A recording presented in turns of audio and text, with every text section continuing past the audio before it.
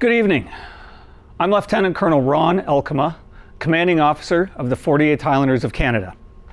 And I'd like to welcome you to the online celebration of the 130th anniversary of the founding of our regiment.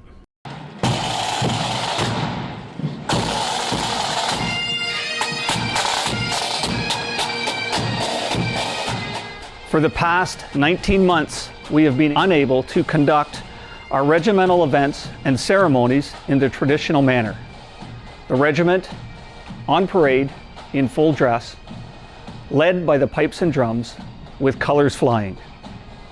We had intended to host a ceilidh at Moss Park Armory tonight and invite all members, former members, the regimental family, and friends of the regiment to join us in recognizing this significant event in the life of our regiment. Unfortunately, due to public health measures and COVID-19 restrictions, we're not able to do that. So instead, we decided to put together this video that celebrates our regiment. I referred to tradition a moment ago. Tradition can be defined as a shared remembering. And this evening, we're going to remember the service 48th Highlanders of Canada have gave and continue to give to our country and our regiment. We're very aware of our past history. The 48th Highlanders were founded on 16 October 1891 and quickly grew to a strength of more than 350 soldiers and officers. The regiment sent 116 soldiers and officers for service in South Africa between 1899 and 1902, thereby earning the regiment's first battle honor. In 1914, the 48th Highlanders formed the nucleus of the 15th Battalion Canadian Expeditionary Force. That battalion earned 21 battle honors, 10 of which are emblazoned on the colors. In all, more than 1,625 Highlanders were killed in action between 1915 and 1918. 20 years later, the 48th Highlanders were again mobilized and went overseas in December of 1939. The regiment trained, participated in the brief reinforcement of France in 1940, trained some more, and landed in Sicily on 10 July 1943. The regiment fought through Sicily and Italy for a year and a half before being transferred to the European theater and participating in the Freedom of Holland. A further 317 Highlanders were killed in action, and the regiment earned another 27 battle honors. In 1951, the 48th Highlanders raised a company for service in Germany and another company for service in Korea. Unfortunately, time marches on, and with several exceptions, all the Highlanders who served between 1891 and the mid-1950s, most of them are dead. We are less aware of our recent history, from the 1960s onward. During this period, the regiment continued and continues to recruit, to train, and to serve. During the Cold War in the 1960s, 70s, and 80s, numerous Highlanders participated in large-scale exercises in Germany and Norway. Highlanders have served on sovereignty operations in Canada's Arctic and on domestic operations, fighting fires, floods, ice storms, and yes, the infamous snow removal assistance in Toronto. Highlanders have served on numerous overseas operations, including the Golan Heights, Cyprus, the former Republic of Yugoslavia, Somalia, Sierra Leone, and of course, Afghanistan, where the regiment sent over 20% of its effective strength and earned its 50th battle honor. Soldiers today serve in the Ukraine, in Jordan, and in Iraq.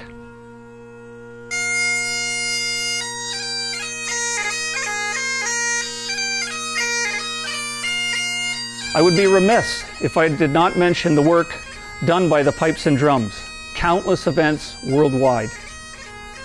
In many respects, the Pipes and Drums is the face of the regiment.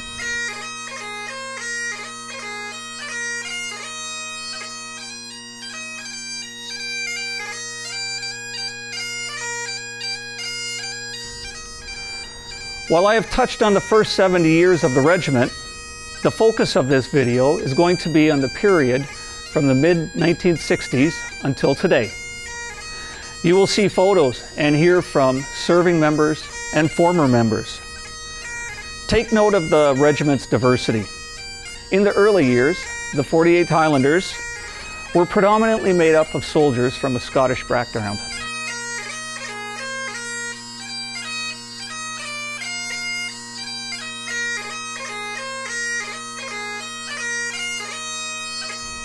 The regiment today is made up of soldiers from many diverse nations and backgrounds.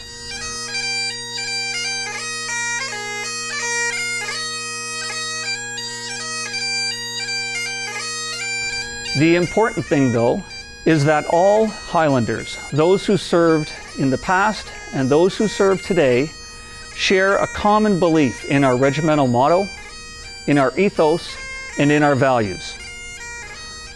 While this isn't the way that we had intended to mark this event, we are still recognizing 130 years of service, 130 years of the 48th Highlanders of Canada. Delius Gubra, faithful forever. Happy 130th anniversary to the 48th Highlanders of Canada. Happy 130th to the 48th Highlanders. It's an honor to serve under you, and here's to many more years to come.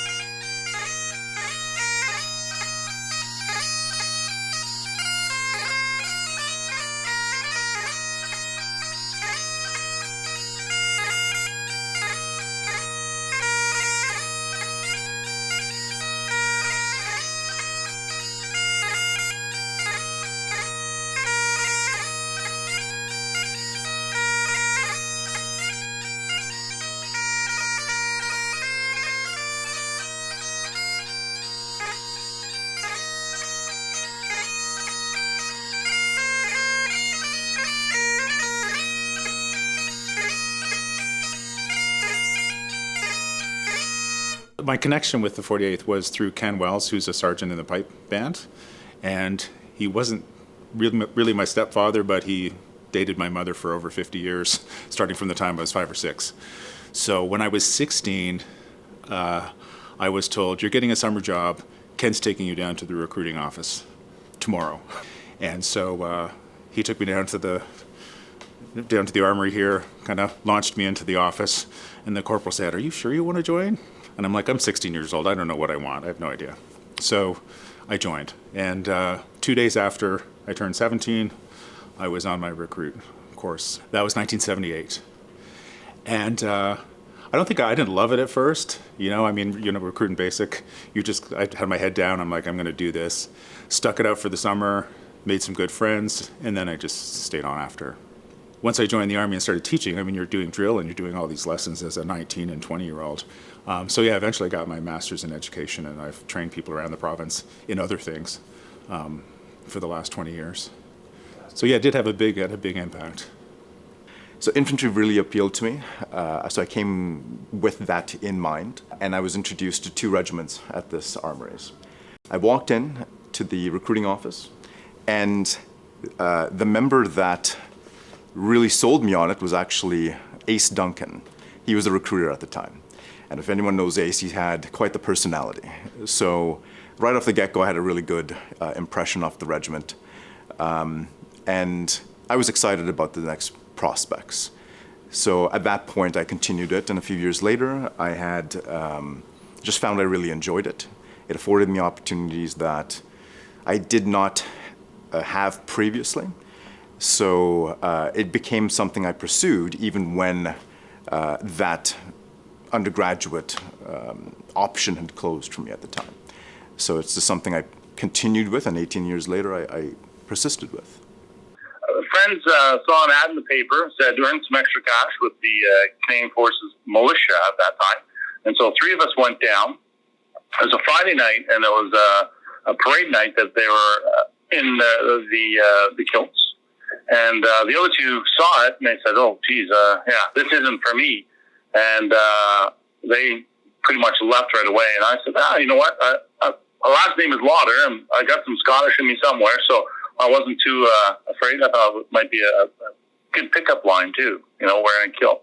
So I stuck around, lasted a year at that time, and rejoined, actually, in 1990, October 90, when everything was happening with the Gulf War. I thought I should get back into in case Canada is required, and so I re-signed, and I went through the recruit course again because they had changed with the weapons, and they felt that I could have said, because I was a fully trained private, I could have said, I want my rank because it was within the permitted time frame. But a lot of the friends that I had joined with had either moved on or left, and so it was best to redo it, get reacquainted with the new weapon, and with the junior ranks as well.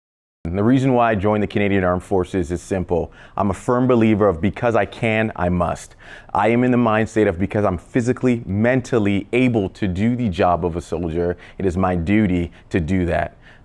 It traits all the way back from how I was brought up from my father and his father. We were taught to be hard workers, and again, the same old philosophy of because we can, we must. And simple, why the 48th Highlanders? I did my initial interview with one of the recruiting members here, and it was simple off the bat. The engagement I had, the personality, I knew I couldn't find my home anywhere else but with the 48th Highlanders. My father was a career criminal, and that was not a path I was going to follow. But his father, my grandfather, was a World War II veteran, Italy, Africa, and Europe. And I kind of worshiped the guy. And I said, I'm going to be a soldier when I'm older. I was very young at the time. And then, so 17, my friend Jay Doucette and I thought we were going to join the Army together, join the reserves. And the 40th was the only option. When I was in high school, I was a piper at St. Andrews College up in Aurora, and that cadet program has a strong affiliation with the unit here in Toronto. So coming down for Remembrance Day or other various engagements, it was really interesting to see the 48th Highlanders and hear about their history. And it just seemed something that I wanted to become a part of. So after I graduated from St. Andrews and was looking to carry on with piping in a bit of a military fashion, I got in touch with the pipe major here and came out. The reason that I wanted to join the Army is because I do come from a family of military. My dad was in the RAF and the RCAF. He served for 28 years altogether. Growing up, that wasn't really something that would be an option for me. And when I was older and I was volunteering with the 48th Cadets, my son was a member there. And we were here on Tuesday nights, and I would see members of the 48th on their admin nights. And my son mentioned to me about joining, and I thought I was way too old to do that. But after talking to some members of the 48th, they let me know that there was administrative positions, which had never really occurred to me. I'm not sure why, but I never thought about that. So it was important that it be the 48th because my son also intended on joining, and after having seen everybody here, I decided that this was the unit that I wanted to be part of. If it hadn't been the 48th, if there wasn't a position for me here, I probably wouldn't have joined. It was important that it be the 48th. I joined the Canadian Armed Forces and the 48th Highlanders in order to give back to the country. My parents are from India and came here when they were in high school. And as growing up Canadian, I'm so grateful for the opportunities that our country has afforded us. And I thought this was my way to give back. Happy 130th anniversary to the 48th Highlanders of Canada. To the 48th Highlanders of Canada and the regimental family, happy 130th.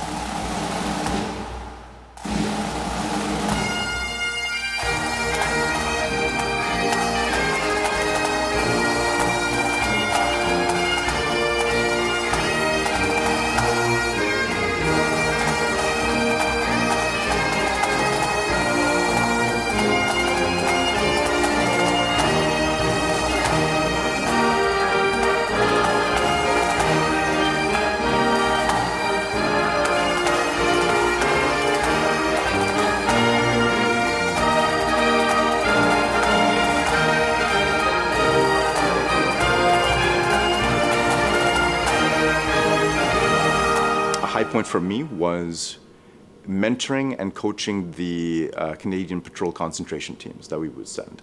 That was one of the times that we were given particular resources, and we would have 8 members, reservists, that may or may not have had adequate experience, but we were with a team that was pushing to overcome those obstacles in order to accomplish a particular task. But just seeing the long-term effects, right? Those members now just pushing for more into reconnaissance courses or selections or other opportunities. That was something that stuck with me and kept me doing it, any opportunity I could. My proudest moment as a member of the Canadian Armed Forces is not too far away from today. And it was when I received the Dyer Award, awarded to the top soldier within the 48th Highlanders, and it was named after Corporal Ainsworth Dyer, who was a member of the 48th Highlanders. So the award is given to the hardworking soldier for that year, throughout that training year, that really drives and pushes themselves and embodies everything that Corporal Dyer tried to do. Earning the Dyer Award within the unit is hands down one of my most proudest moments. So I remember coming into Summer Course 81 thinking, really determined to do a good job. Like feeling now I have the experience, I have some confidence, and I really want to sort of get in there and do a good job. And for the kid whose report card always said, more effort required, this was unusual behavior for me. So I'm like, I really want to get into this. And I remember we finished with this route march off base somewhere, where we walked for miles. So we trained for a couple of days, and then we walked all night on this route march. And I'd been in a Jeep accident that afternoon, so I was a little banged up, nothing serious. But I remember as we're starting the march, I'm kind of limping along, and the captain says, you can put your backpack in the truck if you want. And I'm like, no way am I putting my back, I'm not doing this in front of the troops, right? So walk through the night, and the whole thing is you just do it and you try to make it look like it's easy, right? Well, by the morning, my feet were like razor blades, on the bottom, and I was hallucinating, right? Because we had so little sleep. I'd go down on one knee, and this bush over there became a soldier with a weapon, and I'm just trying to get through this. And I thought, but that's what the whole summer was like. You just do, you do your stuff. You model behavior. You're with your guys all the time, and you have to. You don't have any choice. And so that was probably one of the best summers of my life. Certainly passing BMQ was a big hurdle for me. At 50 years old, I was certainly not at the top of the class, but I managed to keep up. It's really special to be part of the same unit that my son is in. I like to tease him that I joined first, even though it was his idea, and he had to wait only because of his age. So we're both corporals now. I am very proud of him. He stepped up for Op Laser, and he did a fantastic job. And yeah, I couldn't be more proud of him. Yeah, I've done many memorable things as a Highlander. Overseas tours, small unit exchange in Scotland, Southern Drive. What I remember most, though, it's 2 things, to be honest. It's that going to Moss Park on a Friday night for a parade night. Yeah. The lighting, the smell of the place, and just that feeling of belonging. I was out of the house very young. I was 15. When I joined the regiment, it became like a second home for me. It was very, very comforting to feel welcomed and to have somewhere to go there. And in my subsequent years and career, I've traveled all over the world, and I've sought out Highlanders and found them everywhere. With Blanco, Dave Chichilla, Alan Best.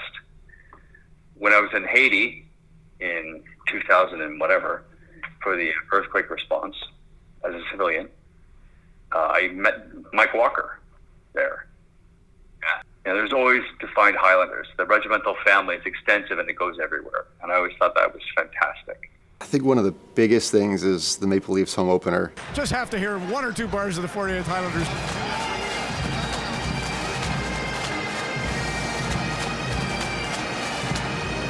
It's just such a big tradition that Pipes and Drums has been part of since the days of the Maple Leaf Gardens. It's just such a big, celebration of Toronto in a way, because, the 48th Highlanders is a pretty significant contributor to Toronto historically, and Toronto Maple Leaf such a big institution, and being on such a big stage, I guess, it's really incredible to be part of.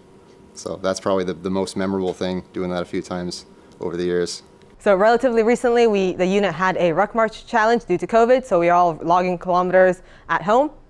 Just at the end there on the last week, me and another member, we were neck and neck for kilometers logged. And on the last day, on the Sunday by noon, I had managed to ruck enough kilometers the previous evening to make him send me a message essentially saying that he was giving up on trying to beat me on the kilometers logged.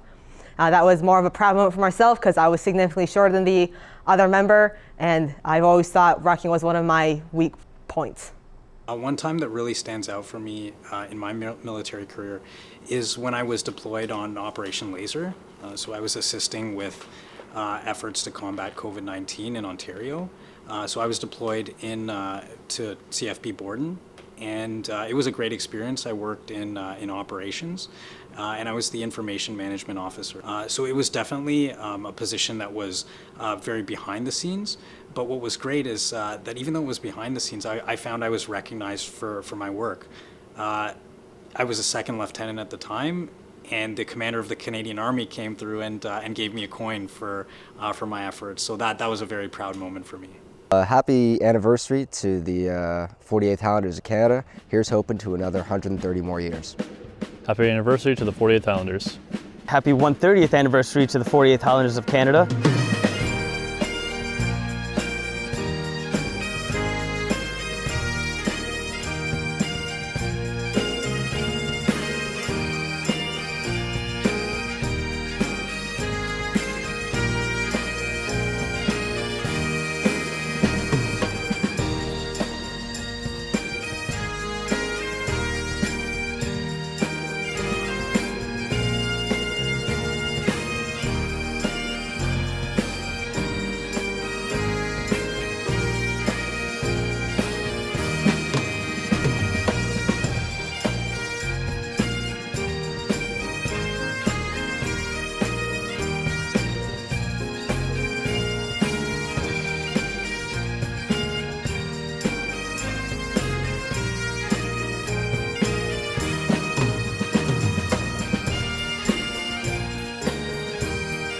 For me, the bagpipes are probably the most significant piece of kit that I have. It's what brings me to the military every day that I'm here. It's that historical contribution to the regimental life and to the continuing presence of the regiment in the streets. When we're marching around on parade, the pipes and drums are there. There's that loud, strong, bold presence. And without that, there's something that's almost missing from a Highland regiment, and it's just so strong and so stirring, and bringing kind of that historical element from the past to now.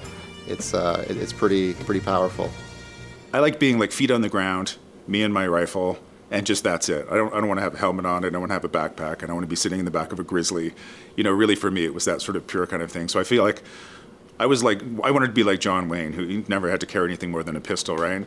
And it ended up being like Charlie Sheen in Platoon, you know, where I'd go to ground and the 25 set would hit me in the back of the head and push my face into the mud. And so, yeah, not a big fan of equipment. I really like sort of, you know, patrols and stuff where you were traveling light. So the rifle was the one thing that would always be with me. So a piece of kit that I found that really meant a lot to me during my training is the 84 millimeter. It's a really heavy piece of kit, and I found carrying it around excruciatingly difficult because I'm pretty small in terms of my frame, but also it's very humbling when you have to share it with another person. Just even having to take it from somebody that's struggling, knowing that you're going to have to struggle with it yourself, is just very humbling and helps to build a really deep camaraderie. I think one of my favorite pieces of kit was probably my boots. They were good to me. Only gave me blisters once, and at the end of the day, certainly the sleeping bag was a good friend. I really don't want to talk shit about the tack vest, but when I joined the unit, I had the satchel medic bag.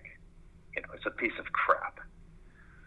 But 2-5 Medical Company was going on exercise, and a couple of lads got together and stole a jump bag from 2-5 Medical Company that I used subsequently for my entire career. I have it downstairs in my basement somewhere. It was the best piece of kit. The Ranger blanket in itself is so warm, but also breathes so well in every climate. You know, I remember using my Ranger blanket on DP1 when I was at the 12 o'clock manning and we're in our hide and I can't go to sleep, so it's cold at night. I wrap this Ranger blanket around me and you know, you lean up against a tree and that's how you kind of stay warm for the night. It's a very small thing, and it was simply a compass, in all honesty. And it was simply because at one point, a sergeant major that was coaching me and training me with the stream that I wanted to pursue really showed me that members within that stream, and that was the Recce stream, and that was just what appealed to me, always had a compass on them. I was tied to them, and I first thought it was just maybe a status thing, or it wasn't for a practical reason. But then in my interactions with regular force members, they always seemed to have it with them. They were always ready to do it, and it just really embodied that type of culture to me. So I adopted it, and I found it was incredibly useful. And that kind of became the defining piece of equipment from my stream, right? So that's what I would say.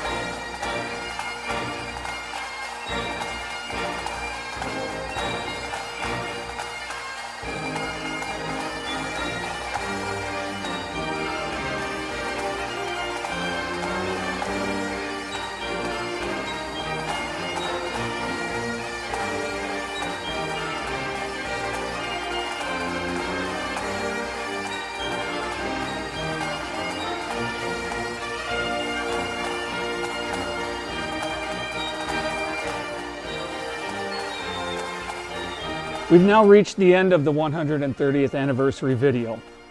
You've seen photos and video clips of the regiment over the past 130 years. You've heard from serving and former soldiers about what the regiment means to them and why they joined. You have seen that their service with the 48th Highlanders of Canada has been a defining moment in their lives. It has shaped who they are. You've seen that the regiment continues to serve Canada, and you've seen that the regiment has remained true to our motto, Delius Gubra, faithful forever. In closing, I'd like to read you a message from our Colonel-in-Chief, Her Majesty, Queen Elizabeth II, who wrote this congratulatory message to her regiment. On the occasion of the 130th anniversary of the formation of the 48th Highlanders of Canada, I send my best wishes to all those associated with the regiment. As your Colonel-in-Chief, I was interested to learn that a short video is being created to celebrate your history, which is being shared today. I much appreciate your thoughtfulness in writing as you did, and hope you have a most enjoyable day marking this notable anniversary. Elizabeth R.